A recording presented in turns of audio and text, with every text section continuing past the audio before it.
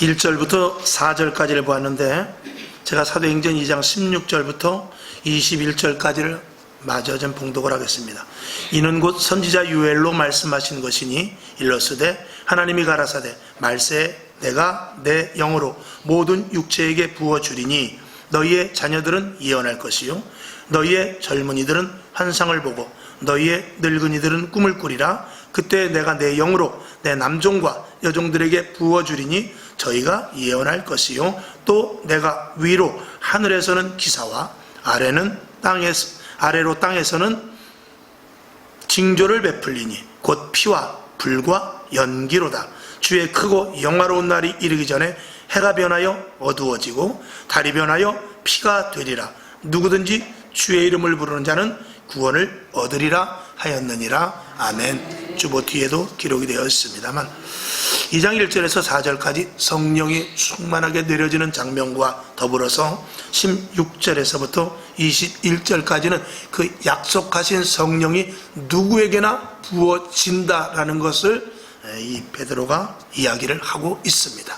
여러분, 우리에게 성령이 충만하고 또 성령 받고 성령으로 행하는 것은 하나님께서 이미 우리들에게 약속하신 것입니다.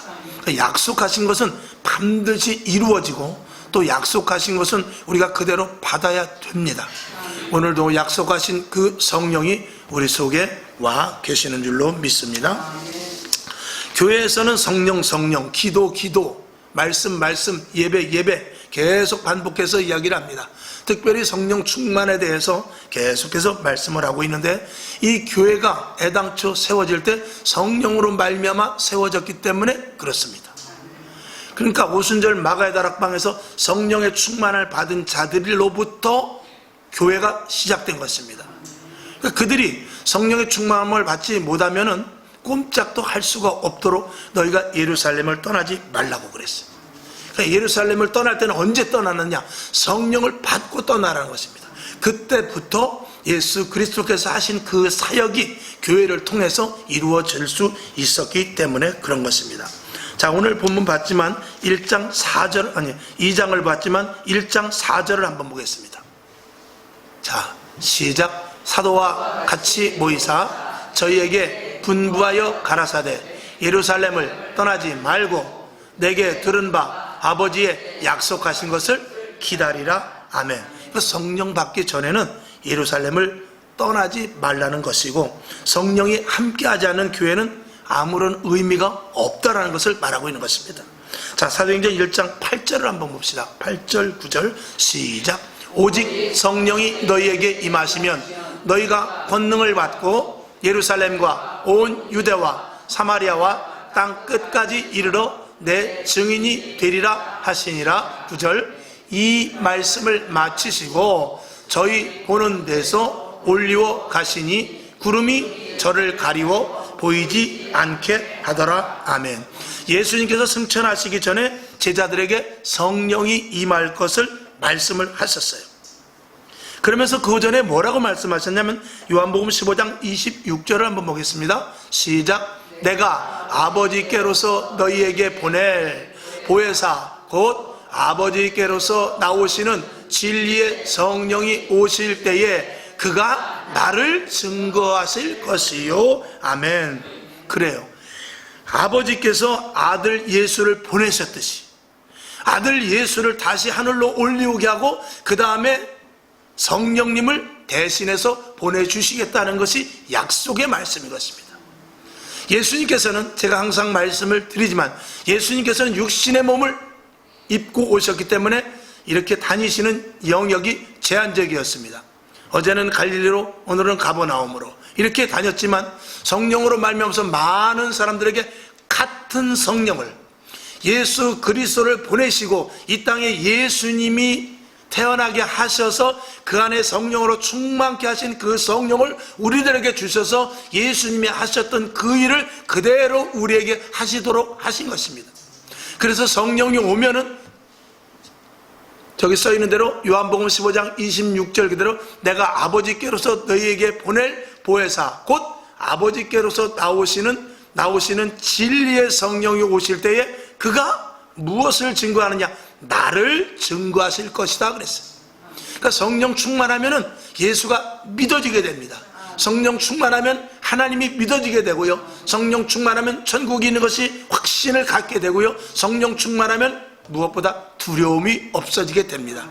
그것은 내가 의도적으로 해서가 아니라 성령님께서 나를 그렇게 감동시키고 감화시켜 버립니다. 여러분, 내가 고집이 세고 내가 아집이 있고 내가 그 누구도 건들지 못하는 그런 위치에 있다 할지라도 나를 만드시고 지으시고 조성하신 하나님께서 그 영을 부어주시면 우리는 그 앞에 압도될 수밖에 없다라는 것이 성령의 충만의 비결인 것입니다. 그래서 정말로 성령의 충만한 자는 성령에 의해서 움직여질 수밖에 없고, 우리는 성령님보다 커요?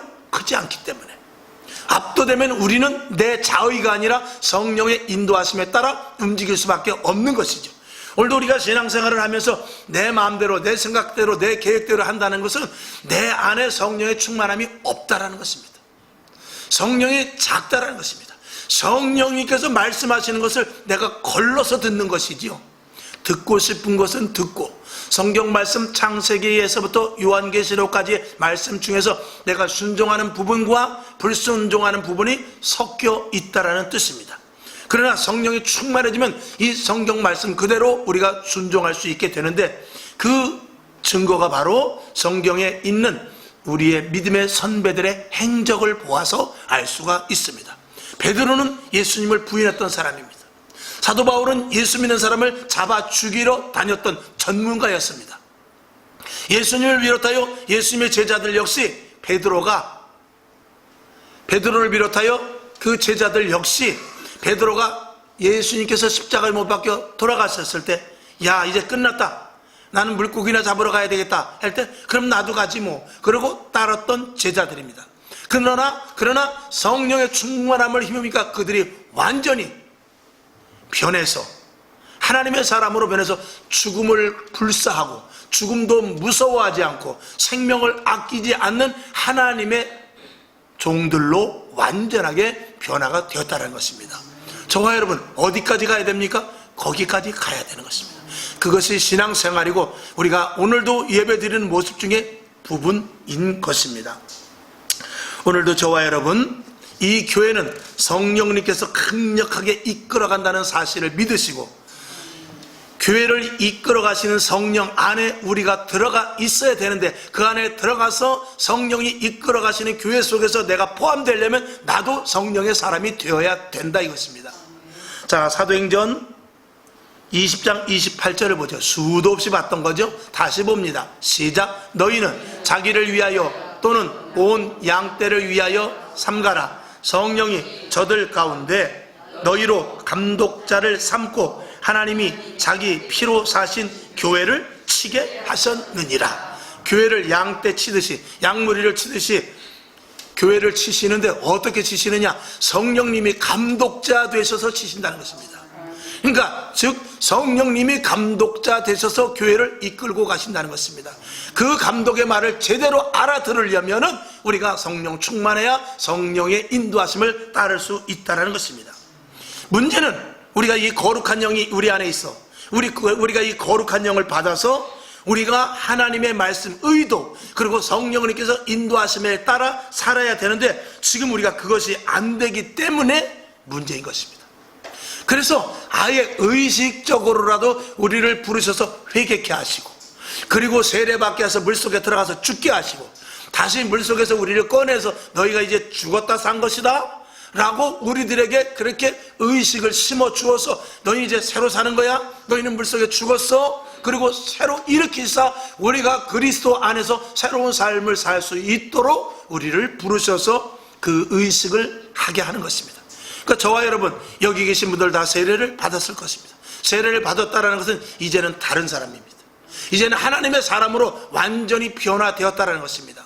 그러나 우리가 육적으로 마치 이스라엘 백성들이 홍해를 건너서 광야는 왔지만, 겉은 몸뚱아리는 광야에 와 있는데 속은 아직 어디에 있느냐? 아직 애굽에 있듯이 우리가 세례를 받아서 목사님이 시켜서 할 수도 있고, 또 내가 어떨 때는 정말로 뜨거운 성령의 충만함으로 말해서 내가 예수를 잘 믿겠습니다 이렇게 고백하는 사람도 있지만, 나름대로 이 육신을 가진 우리는 육신의 유혹에 이끌리지 않을 수 없는 부분이 우리에게 있어요. 그렇기 때문에 광야의 이스라엘 백성들과 같이 그들이 몸은 광야에서 있기 때문에 애굽 사람이 아니지만 마음이 어디에 가 있느냐? 항상 애굽에 가 있는 것입니다. 그래서 조금 힘들면 다시 애굽으로 가겠다. 조금 어려운 일이 생기면 애굽으로 가겠다. 조금 목이 말라도, 조금 배가 고파도, 조금 날이 뜨거워도, 조금 밤에 추워도 그들의 말은 언제나 무엇이냐? 아이고, 애굽이 좋았는데, 애굽이 좋았는데, 애굽으로 가야 되는데. 그것은 우리들의 지금 신앙생활하는 모습과 다를 바가 없다라는 것입니다. 우리도 한 다리는 세상에 걸치고 한 다리는 하나님의 나라에 걸치고 있는 바로 우리의 모습이 그 모습인 것입니다. 얼른 발을 떼어서 하나님의 자리에, 하나님의 영역 안으로 들어와서 주님이 공급하여 주시는 것으로 살아야 됩니다. 할렐루야. 그것이 힘들지만 결국 그 자리까지 가야 되는 것입니다. 그 자리까지 가다가 주님을 만날 수도 있고, 근데 신학적으로는 그 자리까지 간 것을 성화되었다라고 말하고 있습니다. 그러나 성화의 시간이 우리는 그렇게 길지를 않아요. 저와 여러분도 마찬가지입니다. 한참 기도할 때는요, 내가 그렇게 살겠습니다, 그렇게 살게 해 주실 줄로 믿습니다, 이렇게 하면서 마음의 다짐을 가지지만 저 성전문을 열고 나가면 언제 그랬냐는 듯이 또 나가서는 세상에 부딪히는 대로 내 방법과 내 계획대로 사는 부분들이 너무나 많다, 이런 것입니다. 저와 여러분, 그런 것이 아니라 우리는 오직 예수 그리스도께서 성령을 불붙듯이 부어주신다고 했으니 언제든지 공급되는 그 자리에 있어서 성령의 충만한 자들 될 수 있기를 주님의 이름으로 축원을 드립니다. 자, 갈라디아서 2장 20절 사도 바울의 고백입니다. 시작. 내가 그리스도와 함께 십자가에 못 박혔나니 그런즉 이제는 내가 산 것이 아니요 오직 내 안에 그리스도께서 사신 것이라. 이제 내가 육체 가운데 사는 것은 나를 사랑하사 나를 위하여 자기 몸을 버리신 하나님의 아들을 믿는 믿음 안에서 사는 것이다 라고 사도 바울이 고백을 합니다. 이 고백이 저와 여러분의 고백이 되어야 될 줄로 믿습니다. 그러니까 글자 그대로 성령의 사람은 성령에 의하여 사는 사람이 성령의 사람인 것이죠. 우리의 자아와 고집이 아니라, 우리의 생각과 지식이 아니라 성령의 인도하심에 따라 사는 것이죠. 자, 오늘 성경 본문을 보니까 2장에서부터 보니까 어떻게 되었냐? 강한 바람과 같이 또 그리고 불의 혀가 갈라지는 듯한 이상한 현상을 체험하게 됩니다. 그들은 그전에 경험하지 못했던 새로운 체험을 하게 됩니다. 그리고 나서 제일 먼저 시작했던 것이 뭐냐? 방언을 하기 시작하는데 그 방언의 말을 도무지 알아들을 수 없고 또 어떤 방언은 이방인들이 와서 들을 수 있는 그런 방언을 하기 시작합니다. 어쨌든 간에 그들이 배우지 않은 말을 하기 시작합니다. 모두가 다 깜짝 놀랐습니다. 이 방언을 했다는 것은 언어가 변했다는 것이거든요. 제일 먼저 우리가 예수를 믿었을 때 이 성경에서 제일 먼저 준 은사가 방언이에요. 다른 어떤 은사보다도 제일 먼저 방언을 주었습니다. 그것은 바로 우리의 입술에 비밀이 있기 때문에 그렇습니다. 첫째는 우리의 입을 컨트롤을 하기 시작합니다. 누가? 성령님께서 우리의 입술을 컨트롤 합니다. 그래서 내 생각, 내 계획, 내 말이 아니라 모든 행동은 말로부터 시작이 되거든요. 우리의 입술이 제어되는 데 있어서 가장 제일 먼저 성령님께서 우리의 입술을 주장하시길 원하고 계시는 것입니다. 그래서 저와 여러분들, 우리 속에서 나오는 이 말이 그 사람의 신앙의 척도가 된다는 사실을 분명히 하시길 바랍니다. 그래서 그 사람이 어떤 말을 하느냐에 따라서 대략 예수를 얼마나 믿었는지, 저 사람의 직분이 무엇인지를 알 수 있습니다. 만약에 목회자로서 저도 어떨 때는 말의 실수가 많이 있습니다. 그래서 어떨 때는 참 목사 같지 않을 때도 있어요. 또 어떨 때 보면 또 예수님 같을 때도 있어요.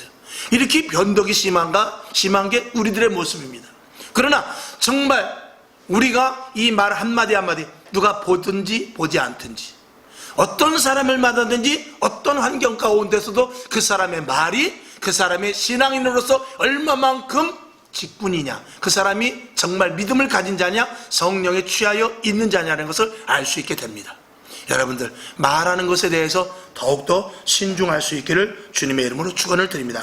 그 다음에 두 번째는 방언을 했다는 것은 말의 권세가 이제 붙기 시작합니다. 그래서 말하는 대로 이루어지는데 성령 충만한 자는 악한 영들과 싸워서 이깁니다.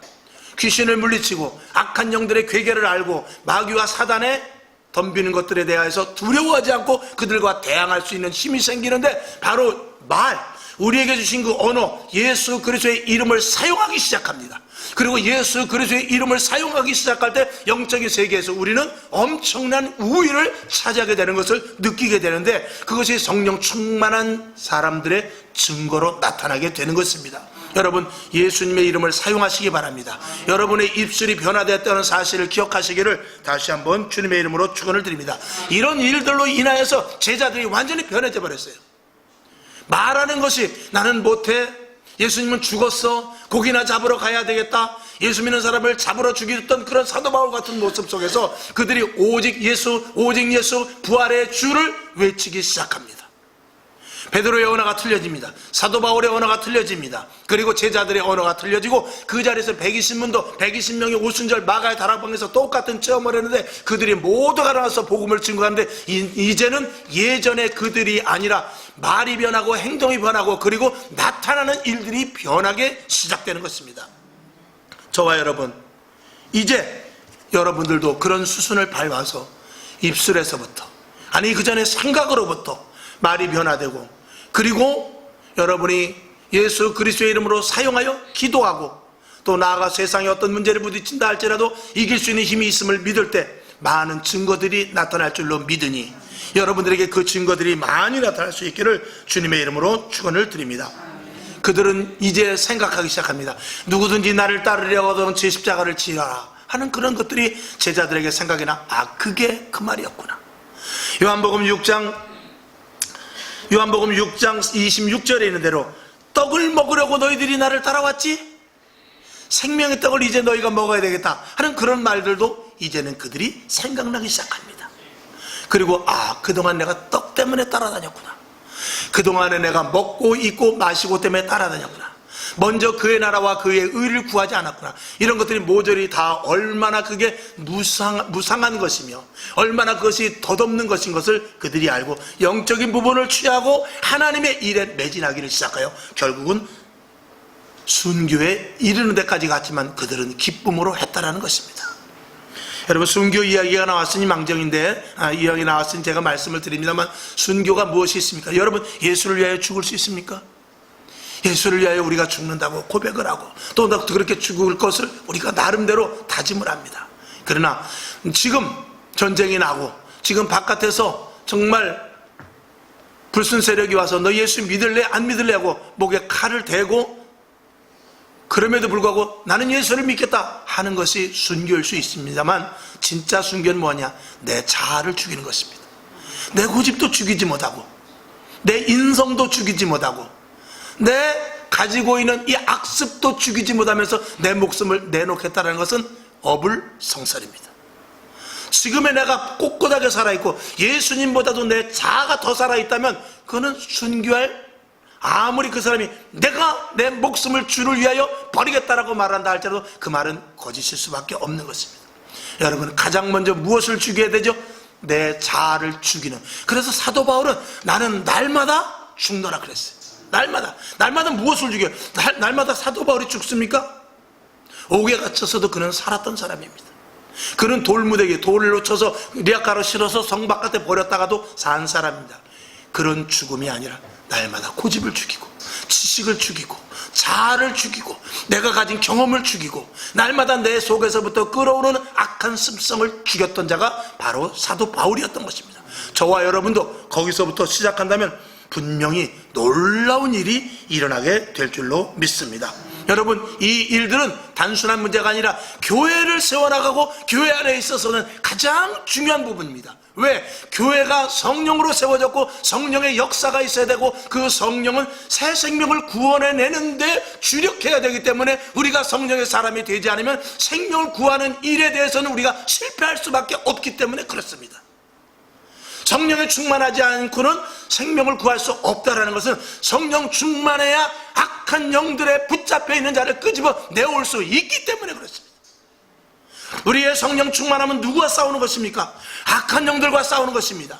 귀신과 싸우는 것입니다. 마귀의 계계를 알아야 되고 사단의 세력을 물리칠 수 있어야 되고 귀신을 쫓아낼 수 있어야 되는데 그 힘이 없이 우리가 그냥 입으로 전도한다고 해서 한 영혼이 우리 안에 들어오는 것이 아니라 우리가 성령 충만해서 그런 악한 영들과 싸워 이겨야 그들을 전도하여 우리 교회 안으로 지체로 끌어올 수가 있기 때문에 그렇습니다.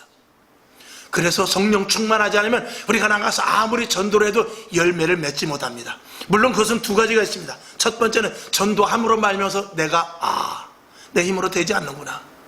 전도를 하려니까 내가 할 수 없이 착해져야 되고, 전도하려니까 할 수 없이 내가 거룩해져야 되고, 전도하려니까 할 수 없이 그게 어디더라 하고 성경을 봐야 되는 부분 속에서 내가 자라나는 부분이 있고, 그 다음에 두 번째는 성령이 충만하여서 내 속에서부터 성령으로 말미암아 나가서 죽어져가는 영혼들을 구하지 않으면 안 되는 그런 모습 두 가지가 있습니다만, 여러분들이 이 두 가지 중에 어느 것이 되었든지 간에 여러분이 생명을 살리는 전도의 일에 동참할 수 있기를 다시 한번 주님의 이름으로 축원을 드립니다.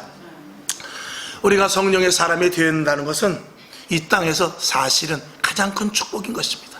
왜? 하나님과의 관계성을 가질 수 있는 통로가 열려지기 때문에 그렇죠. 그래서 그건 축복이며 영광이며 감사요, 그리고 감당할 수 없는 은혜인 것입니다. 그래서 성령의 충만함을 받으라고 우리들에게 말씀을 한 것이죠. 그러니까 이 가치를 아는 사람은 교회 나오지 말라고 해도 교회를 나올 수밖에 없습니다. 이 가치를 아는 사람은 착하고 충성된 종이 되지 말라고 해도 착하고 충성된 종이 될 수밖에 없습니다. 여러분, 베드로에게 너 예수 믿지 마 그래 보십시오. 사도 바울에게 너 예수 믿지 마 그래 보십시오. 다윗에게 야 하나님을 모른다고 해봐라 그렇게 해보십시오. 그들은 아무리 생명의 위협이 온다 할지라도 그렇게 할 수가 없습니다. 왜 그렇죠? 성령의 사람이기 때문에 그렇습니다. 그리고 성령의 사람이 된 것이 가장 큰 축복이며 가장 큰 영광이고, 그리고 가장 큰 감사요, 감당할 수 없는 은혜라는 것을 100% 알기 때문에 그런 것이죠. 저와 여러분이 이것을 안다면 우리는 절대로 교회를 놓칠 수 없습니다. 이것을 안다면 절대 우리는 하나님을 놓을 수가 없고, 우리는 예수 믿는 일에 대해서 누구의 타의의 간섭을 받는 것이 아니라 내 스스로 나올 수밖에 없는 존재가 되어서 영적으로 어마한 위치에 있게 되는 자로서 가치를 갖게 되는 것입니다. 이것이 우리가 바라볼 수 있는 그런, 정말 한번 바라볼 수 있는 그런 나름대로 눈높이가 되지 않습니까? 그렇게 한번 해보고 싶은 생각이 없느냐, 이런 것이죠. 저도 마찬가지입니다. 혹시 외형적으로 보기에 제가 여러분보다 믿음이 좋다 할지라도, 외형적으로라고 말씀을 드렸어요. 그렇다 할지라도 저 역시도 하나님이 보시기에 합당하고 내가 더 어떤 영적인 세계를 추구하는 바가 있습니다. 그 자리까지 가기 위해서 저도 역시 최선을 다하고 노력을 하는데, 그 기쁨과 그 은혜를 저는 맛봤기 때문에 더 높은 단계로 올라가고 싶은 것이 제 심령인 것입니다. 그래서 더 말씀을 봐야 되겠고, 계속해서 기도해야 되겠으며, 더 하나님을 의뢰하고, 더 교회에 매달려서 하나님 더 큰 은혜를 주시옵소서, 하나님 더 큰 하나님의 감격을 깨닫게 하옵소서, 더 말씀을 깨달아 알게 하시고, 말씀의 오묘한 부분 1단계, 2단계, 3단계, 4단계 계속해서 사도 바울이 3층 전까지 봤던 것과 마찬가지로 깊은 은혜의 단계에 들어가게 해 주시옵소서. 이런 기도가 안 나올 수가 없는 것이지요. 도둑질도 해본 놈이 해본다고, 꿀도 먹어본 놈이 꿀을 먹습니다. 하나님의 은혜를 체험했다면 우리는 더 그 길에 대하여서 누가 말리거나 제재할 수 없을 만큼 강력한 힘이 우리 속에서 발동되어 나온다는 것입니다. 이것이 성령의 힘이요, 성령님을 의지하는 자의 표상인 것입니다. 사도행전 2장 43절을 한번 보겠습니다. 자, 시작. 사람마다 두려워하는데 사도들로 인하여 기사와 표적이 많이 나타나니 아멘. 여러분, 사도행전 교회 보니까 사람들이 두려워했다고 그랬어요. 근데 보니까 사도들로 인해서 기사와 표적이 많이 나타났대요.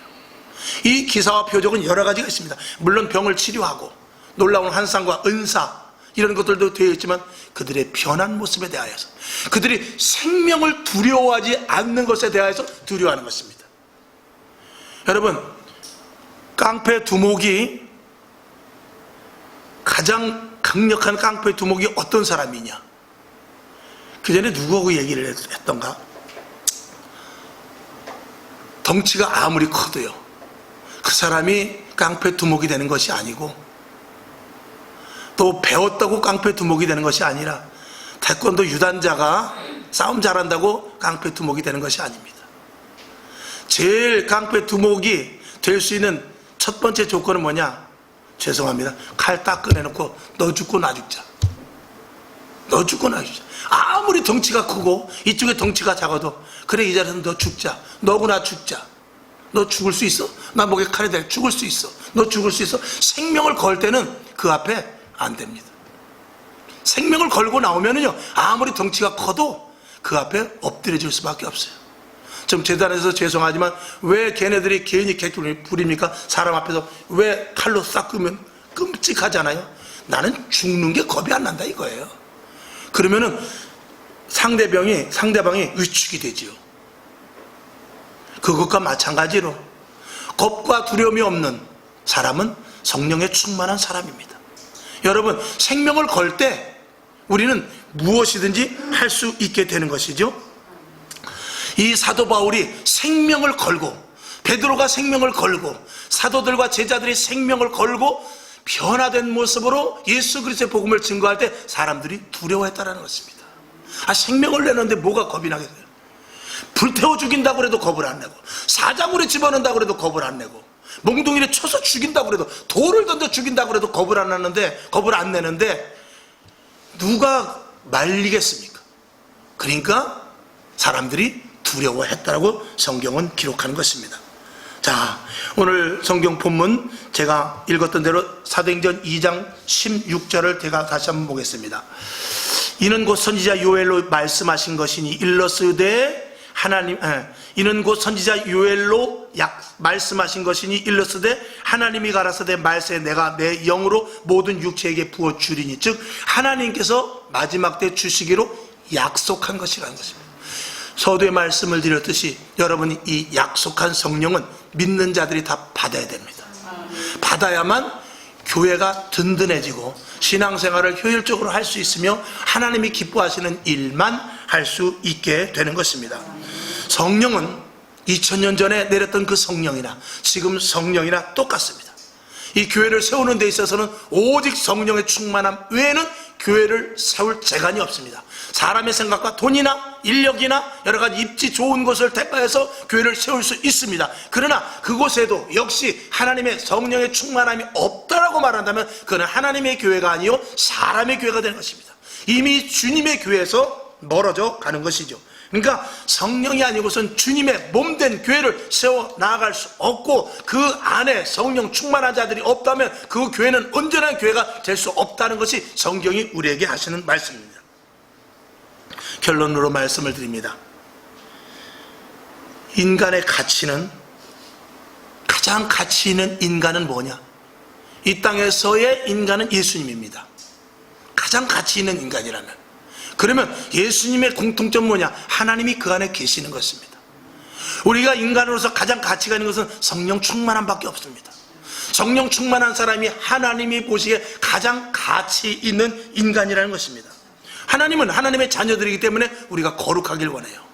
거룩해서 하나님의 거룩한 영이 우리 안에 있기를 원합니다.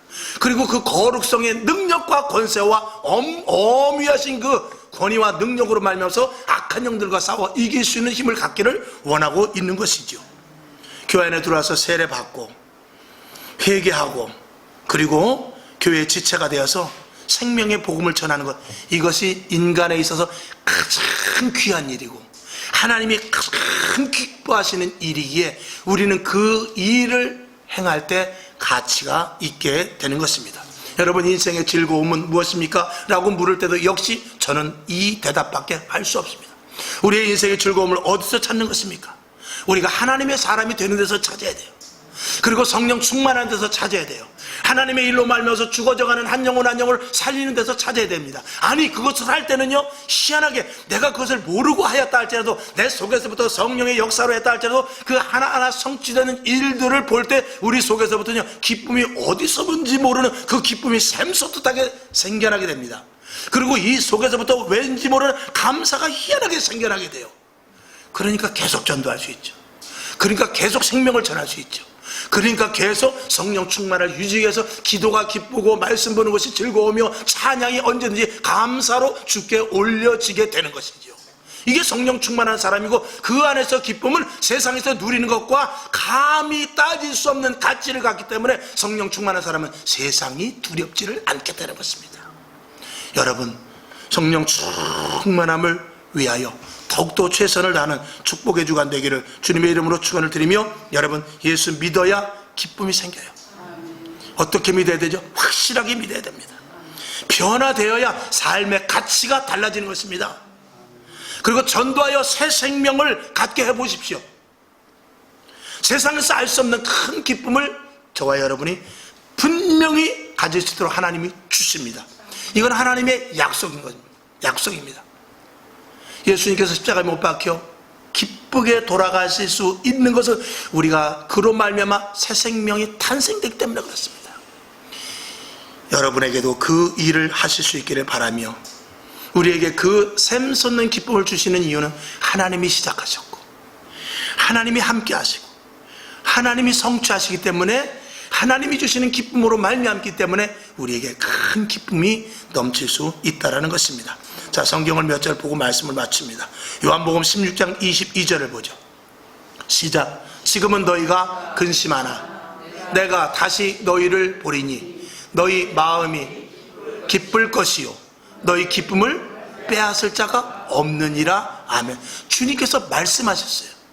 자, 지금은 너희가 근심하나 다시 너희를 보리니 그랬어요. 다시 너희를 보리니는 성령이 임할 때를 이야기하고 있는 것입니다. 다음 사도행전 13장 52절을 봅니다. 시작. 제자들은 기쁨과 성령이 충만하니라. 아멘. 여러분에게 이 말씀대로 되기를 부탁을 드립니다. 한 절 더 보죠. 사도행전 8장 8절. 시작. 그 성에 큰 기쁨이 있더라. 그러니 우리에게 기쁨이 오고, 그 다음에 제자들이 기쁨이 있고, 교회의 기쁨이 있고, 그 온 성의 기쁨이 있었다 그랬어요. 누구 때문에? 예수 때문에. 어떤 사람 때문에? 성령 충만한 사람 때문에. 어떤 사람 때문에? 생명을 구하는 일에 매진하는 성령을 충만함을 가진 자들 때문에 기쁨이 사방으로 확산되더라, 이런 것입니다. 지금 이 시대에 왜 기쁨이 없습니까? 성령 충만하지 못해서 그래요. 왜 기쁨이 없죠? 예수를 모르기 때문에 그렇습니다. 기뻐봤자 제한적이고 이 세상의 모든 것들은 한시적인 것입니다. 성령 충만의 기쁨을 따라올 수 없다라는 것을 여러분들이 믿으시고, 하나님 나에게 더욱더 성령의 충만함을 주시고, 제가 늘 말씀을 드리듯이 우리 속에서 성령은 저와 여러분에게 말씀하십니다. 순종하시길 주님의 이름으로 축원을 드립니다. 기도하겠습니다. 하나님 아버지, 성령 충만한 하나님의 일을 하시게 합니다. 동시에 우리 인생의 가장 큰 기쁨이 무엇인지를 알려주게 됩니다. 세상에는 기쁨이 없습니다. 있어도 한시적이고 제한적이라고 말씀을 드렸습니다. 성령 충만하여 세상을 이기는 기쁨과 은혜를 누릴 수 있도록 하나님 도와주시옵소서. 살아계신 예수님의 이름으로 간절히 축원하고 기도하옵나이다. 아멘.